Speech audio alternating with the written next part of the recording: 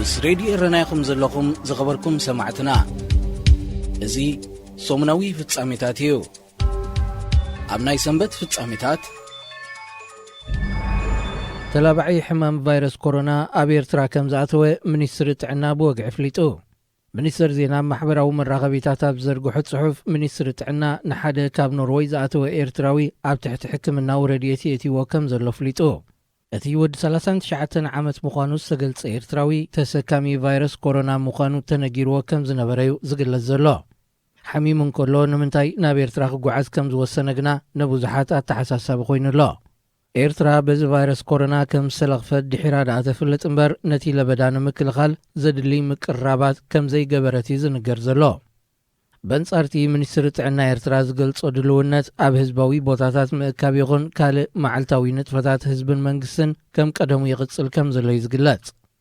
ብመሰረት ትካላት ጥዕና ዓለም ዘቕርቦ ዘለዋ ጸብጻባት ካብ ሃገራት ኣፍሪቃ ግብፂ፣ ኣልጀርያን ደቡብ ኣፍሪቃን ልዑል ሓደጋ ከንጽላልወን እንከሎ ብድሕሪ ተሰሪዐን ዘለዋ ኸዓ ናይጀርያ፣ ኢትዮጵያ፣ ሱዳን፣ አንጎላ፣ ታንዛንያ፣ ጋናን ኬንያን እየን። ኣብ ምክልኻል ትለበዳ ግና ኤርትራውን ዝኣክል ኣስተምህሮ ማተርያላውን ናይ ሰብ ሞያ ሕፅረትን ስለ ዘለዋ እቲ ለበዳ ከስዕቦ ዝኽእል ሓደጋ ከቢድ ከይከውን ተሰጊዩ ይርከብ።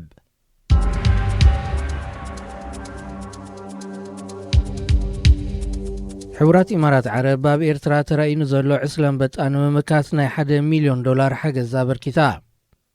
እቲ ብናይ በረኻ ዝፍለጥ ዕስለ አንበጣ ሓደ ካብቶም ኣዕነውቲ ዓሌት ኮይኑ 1/4 ኪሎሜትር ዝበዝሑ ኣብ መዓልቲ ክንዲ ናይ 35,000 ሰባት ከም ዝምገብ ይፍለጥ።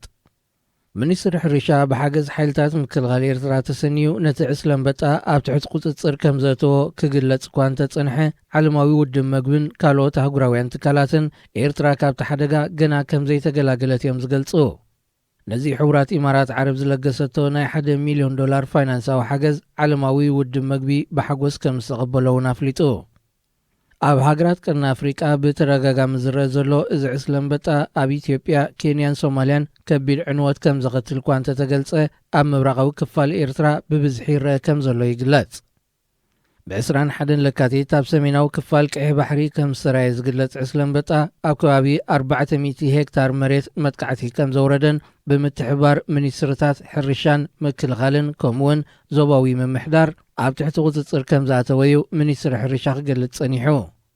በዚ ዕስለ አንበጣ ንዝተጠቕዓ ሃገራት ሓገዝ ዝኸውን ናይ $138 ሚልዮን ሓገዝ እኳ እንተተሓተ ክሳብ ሕጂ $105 ሚልዮን እዩ ተለጊሱ ዘሎ።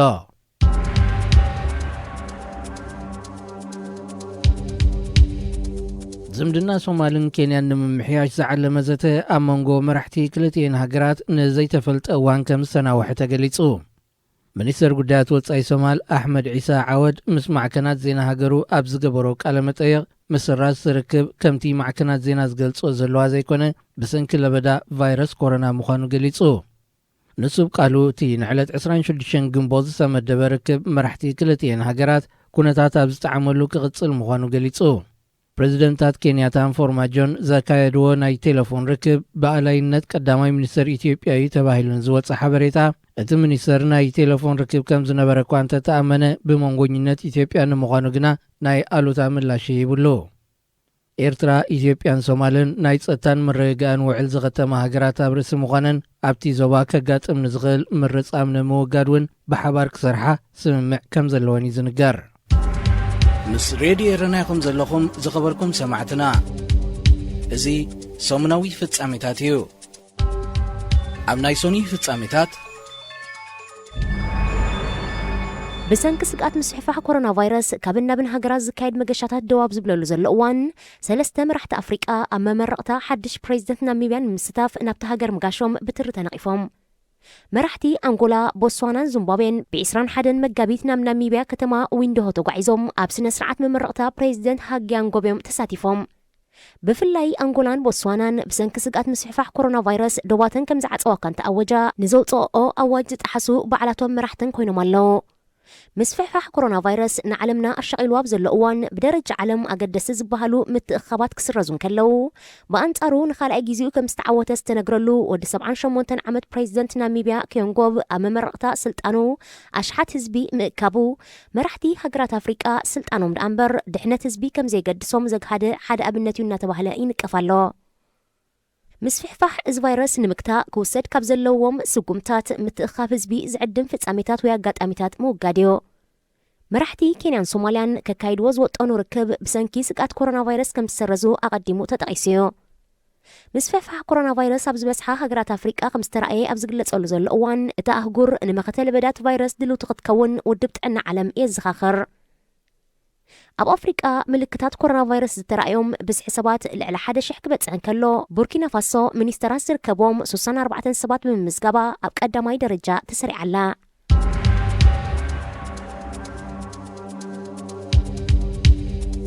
فرنسا مسفحفح كورونا فيروس نمكتا أب تقبرو زلا قلسي من قصاص سبات زدرت أواج بتدقاقا من زد أحسو كساب شدشتا ورحق تأثر مخانازة أنقاق صنع تأزاز محلالي فوق منكس فرنسا أقدمو سحلفو أواج بزي وقوع مخنيات انقصاص تتحز سب كساب 235 يورو قد عزبل والصاني بوزح سب كتحسوي ترأيو بايتو فرنسا تمالي إسران كلتن مقابي تقابيو نمنقست بزهابو دقاف مسرت أب 15 معلتات كلتا قزي نتحقز تحسا شحن 200 يورو قد أوشتي 3 معلتات 4 قزي تحسا دما 3700 يورو جنزبن شدشتو ورحما أسرتن كبيانا تخلو الله بايتو فرنسا أبزكايدو هوتوت أخيبا بزيكازي نأستات كل توارح زتسنح نايتعنا حدق أوان دنقاقي بمؤواج منقستي نزقوان يسقريز بولو سقومتات كوسد ملو سلطان هيبولا حدا كابقو بزح قديات هوتوت حدقا كورونا فيروس أبزقات مولو تاكسي كمني أمبولانس حومات ناي ملاس أقلقلوت كباق قدداين أفرنسا قطر بكورونا فيروس نايزموتو سبات معلتاوي بأستات 100 زايدة لعلي شدشة 274 كبت سحن كالو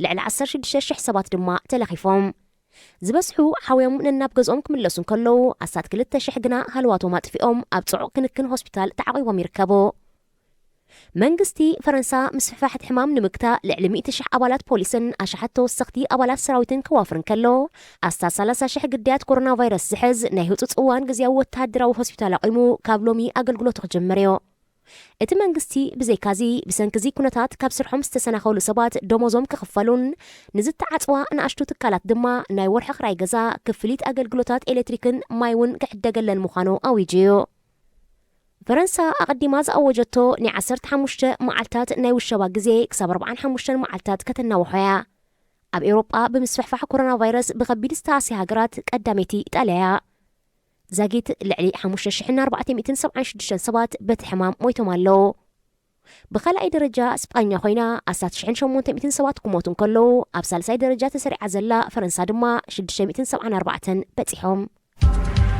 مس راديو إيراناكم زلكم زخبركم سمعتنا ازي سومنا في التساميتاتيو ام ناي سولس في التساميتات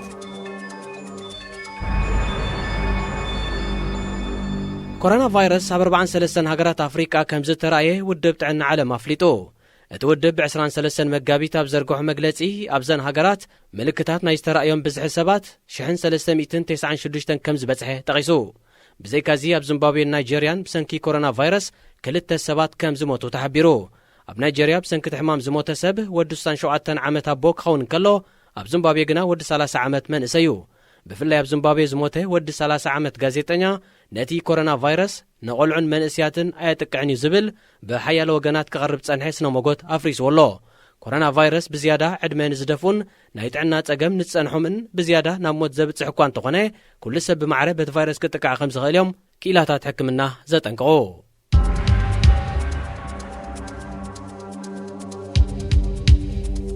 ኢትዮጵያ ምስፈፋ ኮሮና ቫይረስ ንምግታ ዶባታ ከም ዝዓጾት ማዕከናት ዜናት ሃገር ሓቢረን እታ ሃገር ብነፈርቲ ንዝኣቱ ገያሾውን ብወጻኢታቶም ን14 መዓልታት ክትውሽብ ምዃና ኣፍሊጣ ናብ 30 ሃገራት ዝካየድ ናይ መጓዓዝያ በረራታት እውን ደው ከተብሎ ወሲና ኮሮና ቫይረስ ናብ ሃገራት ኣፍሪቃ ዝቀላቐለሉ ዘሎ እዋን ኣብዛ ሃገር ከቢድ ናይ ጥዕና ቆጠባን ፖለቲካን ቅልውላው ከይፈጠር ተሰጊሎ ኣብ ቀርኒ ኣፍሪቃ ዝበዝሐ ምልክታት ዝሕማም ዝተራእያ ኢትዮጵያ ኮይና ኣስታት 10 ከም ዝበጽሐ ይጥቀስ ምስ ኢትዮጵያ ትዳብ ኤርትራውን ነቲ ኩነታት እናተኸታተለት ነትወስዶም ዝጉምታት መግለጺታት ኣብ ምዝርጋሕ ትርከብ ኣብ ኤርትራ ከም ለይታው ትልይ ዝኣመሰለ ንምዝንጋዕ ዝግበር ምትእኻብን ኣድላይ ዘይኮነ ካብ ናብን መገሻታትን ደው ክብል ተሓቢሩ እኳ እንተሎ ህዝቢ ብጻዕቂ ዝእከበሉ ከም ኣብያተ ማእሰርቲ ዕዳጋን ካልእን ኣብ ዝኣመሰለ እንታይ ዓይነት ስጉምቲ ክውሰድዮም ዝተፈልጠ ነገር የለን።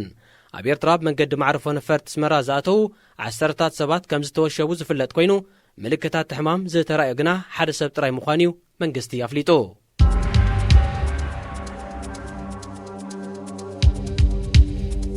ምስ ምስፍሕፋሕ ኮሮና ቫይረስ ተታሓይዙ ኣብ ሓያሎ ሃገራት ኣፍሪቃ ናይ ዕዳጋ ምዝባል ይኸትል ከም ዘሎ ምንጭታት ዜና ካብ ዝተፈላለዩ ሃገራት ሓቢረን። ብፍላይ ከም ምግቢ ዝኣመሰሉ ሃለኽቲ ነገራት ህዝቢ ብብዝሒ ክሽምቶም ይርአ ብምህላው ነጋዶ ክሓብእዎን ብዝተዓጻጸፈ ዋጋ ክሸጥዎን ምጅማሮም እዩ ዝግለጽ ዘሎ። ኣብ ኤርትራ እውን ተመሳሳሊ ክስተት ስለ ዝተረኣየ መንግስቲ ተሪር ስጉምቲ ክወስድ ምዃኑ ዘጠንቀቕ መግለጺ ኣውፅኡ። ኣብ ርእሲ እዚ ኣብ ሓያሎ ሃገራት ኣገልግሎታት ሆቴል፣ ኣብያተ ምግብን ካልእ ትካላትን ብኸቢድ ክህሰብ ምጅማሩ ቁጠባ ሓያሎ ሃገራት ኣፍሪቃን መነባብሮ ህዝብን ክህሰ ከም ዝኽእል ትንታነታት ይወሃቦ። እዚ ንሓያሎ ናይ ቁጠባ ዓርሞሽስ ዝኾና ሃገራት ዓለምና እውን ናብ ከቢድ ቁጠባዊ ቅልውላው ሸሚሙ ዘሎ ኣህጉራዊ ሓደጋ ጥዕና ብፍላይ ንኸም በዓል መንገዲ ኣየር ኢትዮጵያ ዝኣመሰለ ዓበይቲ ንግዳዊ ትካላት ኣፍሪቃ ብኸቢድ ካስዮ ምዃኑ ተገሚቱሎ። እቲ መንገዲ ኣየር ሓያሎ መገሻታት ብምስራዙን ኣስታት 20 ነፈርቱ ደው ብምባለንን ናይ ኣስታት 190 ሚልዮን ዶላር ክሳራ ኣጋጢሞ ይርከብ። ኢትዮጵያ ካብ ኣገልግሎታት ሆቴልን ቱሪዝምን ዝርከብ ኣታዊታት ብኣስታት ፍርቂ ምንቁልቋል እውን ተሓቢሩ። ሬድዮ ኤረና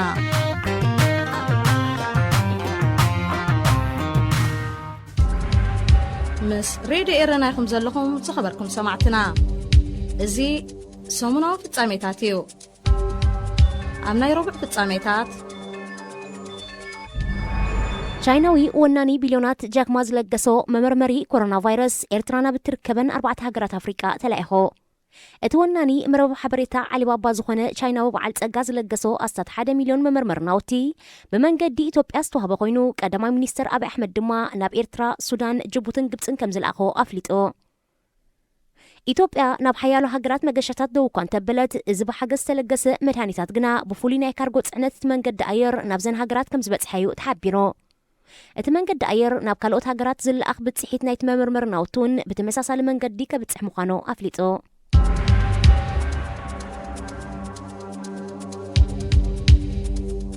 ኣብ ሞዛምቢክ 64 ኢትዮጵያውያን ኣብ ኮንቴይነር ሞይቶም ከም ዝተረኽቡ ንሰበስልጣን ተሃገር ብምጥቃስ ኣገልግሎት ዜና ፈረንሳ ኣረጋጊጹ። ንሳቶም ኣብ ኮንቴይነር ተዓሺጎም ብናይ ጽዕነት መኪና ካብ ማላዊ ድሕሪ ምስጋሮም ትማሊ ሰሉስ 24 መጋቢት ተተ ኣብ ዝተባሃለ ቦታ ሞዛምቢክ ኣብ ዝተኻየደ ተፍትሽዮም ሞይቶም ተረኺቦም። ብህይወት ዝድሓኑ 14 ኢትዮጵያውያን ኣብቲ ዞባ ናብ ዝርከብ ሆስፒታል ተወሲዶም ቀዳማይ ረድኤት ይግበረሎም ኣሎ። እቶም ኢትዮጵያውያን ናብ ደቡብ ኣፍሪቃ ንምስጋር ዝሓለኑ ስደተኛታት ክኾኑ ከም ዝኽእሉ እዩ ተገሚቱ። ጠንቂ ሞቶም እውን ዋሕዲ ኣየር ዝፈጠሮ ምዕፋን ክኸውን ከም ዝኽእል ይጥርጠር።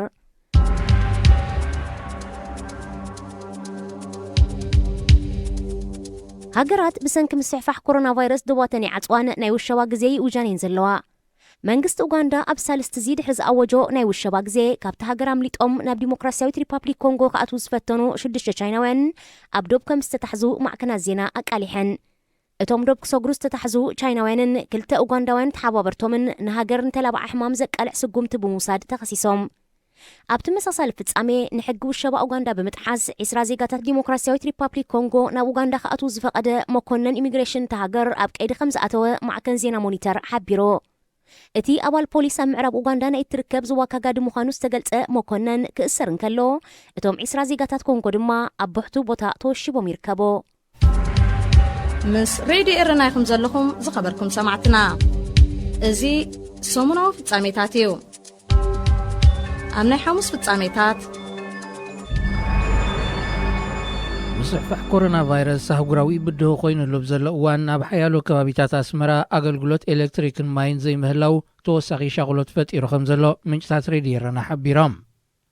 ህዝቢ ብዛዕባ እዚ ብልዑል ናህሪ ዝላባዕ ዘሎ ሰዓል መሰል ሕማም ስሩዕን ብዘይምቁራፅን ሓበሬታ ክረክብ ኣብ ዝህንጠየሉ ዘሎ እዋን በንጻሩ ኣብ ሓያሎ ከባቢታት ኣስመራ ኣገልግሎታት ኤሌክትሪክ ንብዙሕ ሰዓታትን ብተደጋጋምን እዩ ከቋርፅ ዝረአ ዘሎ። ኣብ ርእሲ እዚ ምስፍሕፋሕ ኮሮና ቫይረስ ንምግታእ ህዝቢ ስሩዕ ምሕፃብ ኣእዳው ከዘውትርን ምንቅስቓሳቱ ክድርትን ሰሞያ ጥዕና ይመኽሩ እኳ እንተለዉ ኣብ ርእሲ ከተማ ኣስመራ ግና ብሰንኪ ስእነት ማይ ህዝቢ በራሚል ሰሪዑ ይውዕል ምህላው ምንጭታት ኤረና ኣረጋጊጾም።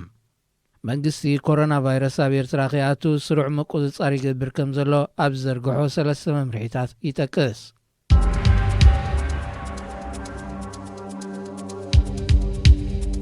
ሃገራት ኣፍሪቃ ምስፍሕፋሕ ሕማም ኮሮና ቫይረስ ንምግታእ ክሕግዘን ባንኪ ዓለም ንዘለወን ውህሉል ዕዳ ክሰርዘለን ቀዳማይ ሚኒስተር ኢትዮጵያ ተማሕፂኑ። እቲ ቀዳማይ ሚኒስተር ብጉጅለ 20 ናብ ዝፍለጣ ሃብታማት ሃገራት ኣብ ዝለኣኾ ምሕፅንታ ባንኪ ዓለም ንዝበዝሐ ድኻታት ሃገራት ኣፍሪቃ ዕደአን ክሰርዘለን ክሓትት እንከሎ ነተን ትሑት ሃገራዊ እቶት ዘለወን ድማ ወለድ ናይ ዝተለቅሖ ዕዳ ክእልየለን ሓቲቱ። እቲ ቀዳማይ ሚኒስተር ነዚ ምሕፅንታ ከም ዘቕረበ ዝግለጽ ዘሎ ባንኪ ዓለም ምስፍሕፋሕ ኮሮና ቫይረስ ንምግታእ ዝውዕል 14 ቢልዮን ዶላር ንሃገራት ኣፍሪቃ ህፁፅ ሓገዝ ከም ዝሰልዐ ድሕሪ ምጥቃስ እዩ። ብዘይካዚ ባንኪ ዓለም ንምስራዝ ዕዳ ኣብ ግምት ዘእተዎ 35 ቢልዮን ዶላር ምህላው ኣሚቱሎ። እቲ ሃገራዊ ፋይናንሳዊ ትካል ብተወሳኺ ሃገራት ኣፍሪቃ ኮሮና ቫይረስ ንምግታእ ኣብ ዝግበር ቃልሲ ክገጥመን ንዝኽእል ብድሆ ንምሕጋዝ ን15 ዋርሕ ዝቕፅል ናይ 150 ቢልዮን ዶላር ባጀት ምምዳቡ ረጋጊጹ። ብጉጅለ 20 ዝፍለጣ ሃብታማት ሃገራት ብመሪሕነት ንጉስ ስዑድ ዓረብ ብሶኒ 23 መጋቢት ብቪድዮ ዝተሰነየ ናይ ርሕቀት ዋዕላ ካይደን እየን። ቀዳማይ ሚኒስተር ኢትዮጵያ ኣብይ ኣሕመድ ድማ ነዚ ብምኽንያት ኮሮና ቫይረስ ናይ ኣካል ርክብ ከካይድ ዘይከኣለ ዋዕላ ጉጅለ 20 ኣብ ዘቕረቦ ምሕፅንታዩ ምስፍሕፋሕ ኮሮና ቫይረስ ንምግታእ ሃገራት ኣፍሪቃ ን10 ዓመታት ዝተዋህለለን ናይ ልቓሕ ዕዳ ክስረዘለን ዝሓተተ።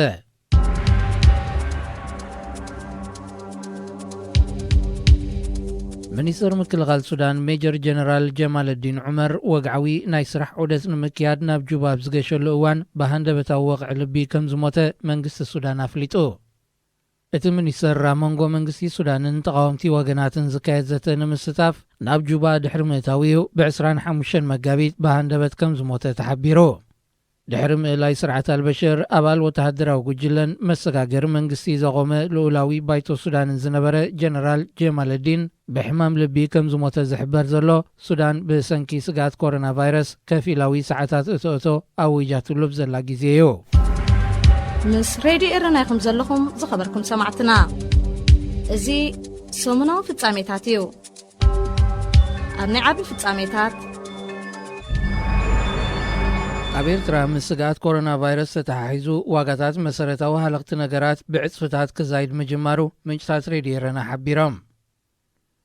ከም ኣካል ሽኮር፣ ፓስታን ዘይትን ዝኣመሰለ ምግብታት ኣብ ዕዳጋታት ክሰኣን ምጅማሩ ዝሓበሩቶም ምንጭታት ህዝቢ ኣቐዲሙ ዝሸመቶ ኣካል ንምጥሓን ሸበድበድ ክብል ይርአ ምህላው ጠቒሶም። መንግስቲ ብወገኑ ዋጋታት ሃለኽቲ ነገራት ካብቲ ዝተመደበሉ መጠን ኣኽቢሮም ዝሸጡ ይኹኑ እናሃለዎም ናብ ዕዳጋ ከይቀርብ ዝሓብኡ ነጋዶ ናይ ገንዘብ መቕፃዕትን ምስራዝ ናይ ንግዲ ፍቓድ ዋኒን ዝኣመሰለ ስጉምቲ ክወስድ ምዃኑ የጠንቅቐሎ። እቲ መንግስቲ ኣብ 10 መዓልታት ተራእዩ ምስ ዘሎ ሸበድበድ ዕዳጋ ተተሓሒዙ ዛጊት ካብ 70 ክሳብ 80 ዝኾና ትካላት ንግዲ ከም ዝቐፅዐ ኣገልግሎት ዜና ኤርትራ ኣብ ናይ 26 መጋቢት ዜንኡ ገሊጹ እዩ። እተን ትካላት ካብ 3 ክሳብ 25 ሽሕ ነቕፋ ካብ ናይ ገንዘብ ክሳብ ምዕሻግ ዝበፅሕ መቕፃዕቲ ከም ዝበየነለን እቲ ናይ መንግስቲ ማዕከን ዜና ነፂሩ።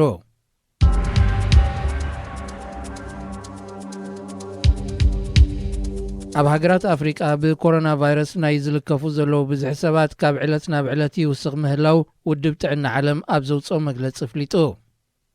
ብፍላይ ኣብ ዝሓለፈ 24 ሰዓታት ኣብ 15 ሃገራት ኣፍሪቃ በቲ ሕማም ናይ ዝተለኽፉ ብዙሕ ሰባት 216 ምብፅሑ ምስ ፍሕፋሕቲ ለበዳ ይንህር ምህላው ዘመልክት ምዃኑ እቲ ውድብ ኣገንዚቡ።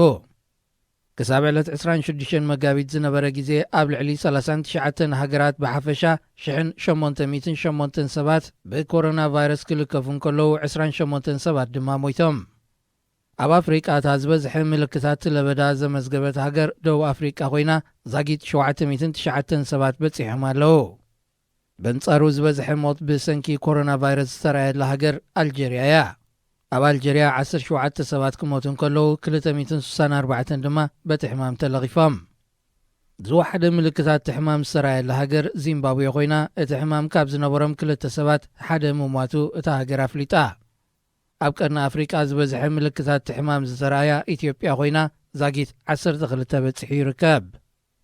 ጅቡትን ሱዳንን እውን ምልክታት ሕማም ዘለዎም ሰባት ከም ዘመዝገባ እኳ እንተረጋገጻ ኣብዚ ናይ ውድብ ጥዕና ዓለም ጸብጻብ ኣየስፈራን።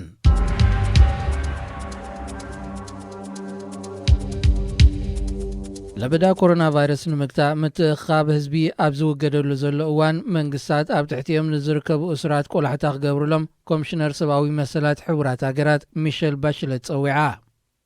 ንሳ ብ25 መጋቢት ኣብ ዘርጋሕቶ መግለጺ ኮሮና ቫይረስ ኣብ ኣብያተ ማእሰርትን ስደተኛታት ዝተሓዝሉ መዳጎኒ ማዓስከራትን ከም ዝሰራየ ብምዝኽኻር እሱራት ግዳያት ዝሕማም ከይኮኑ መንግስታት ልዑል ጥንቃቐ ክገብሩሎም ተላብያ። ምስ ውሕፋሕ ዝሕማም ንምግታእ ሓያሎ ሃገራት እሱራት ብምሕረትን ብዋሕስን ክፈትሓን ከለዋ ከም ኤርትራ ዝኣመሰላ ኣብ ሃንገራትን ኮንተይነራትን ህዝቢ ብእኩብ ዝኣስራ ሃገራት ግና ዝኾነ ግብረ መልሲ ይሃባሉን። ኢትዮጵያ ኮሮና ቫይረስ ከይጥቅዑ ብምስጋእ ኣሳት 4,000 እሱራት ብምሕረት ካብ ዝፈትሓ ቀዳሞት ሃገራት ቀርኒ ኣፍሪቃ ኮይናላ። ኣብ ኣብያተ ማእሰርትን ወተሃደራዊ ተሃድሶታትን ዝርከቡ ኣሽሓት ኤርትራውያን ብሕማም ዓባይ ሰዓል ዌልካም ኒሞንያን ካልእን እናተሳቐዩ ግቡእ ሕክምናዊ ምርመራታት ከም ዘይግበረሎም በብእዋን እዩ ዝግለጽ። ኣብ ኤርትራ ኮሮና ቫይረስ ረኺብዎም ተባሂሎም ብወግዒ ተገሊጾም ዘለዉ ሰባት ዛጊት ትሕቲ 10 ጥራይ እኳ እንተኾኑ እቲ ሕማም ብዘገምታ ቀስ እናበለ ዘስፋሕፍሕ ምስ ምዃኑ መንግስቲ ንምግትኡ ቅልጡፍ ስጉምታት ይወስድ ከም ዘየለ እዩ ዝውቀስ። ይኹን እምበር ድሕርቲ ብማዕርፎ ነፈርቲ ዝኣተዉ 4 ሰባት ኮሮና ቫይረስ ከም ዝሰርኽቦም ምርግጋጹ እቲ መንግስቲ ካብን ናብን ኤርትራ ዝካየድ ናይ መጓዓዝያ በረራታት ካብ 26 መጋቢት ደው ከም ዘበሎ ገሊጹ ኣሎ። ኮሮና ቫይረስ ብደረጃ ዓለም ኣብ ልዕሊ ፍርቂ ሚልዮን ሰባት ክረአ እንከሎ መብዛሕትኦም ኣብ ሃገራት ኤሮጳን ኤስያን ልዕሊ 20,000 ሰባት ድማ ምስቲ ለበዳ ብዝተሓሓዝ ህይወቶም ስኢኖም። ሬድዮ ኤረና ሬድዮ ኤረና ካብ ከተማ ፓሪስ ዝመሓላለፍ ብኤርትራውያን ጋዜጠኛታት ዝዳሎ ነፃ ሬድዮ እዩ።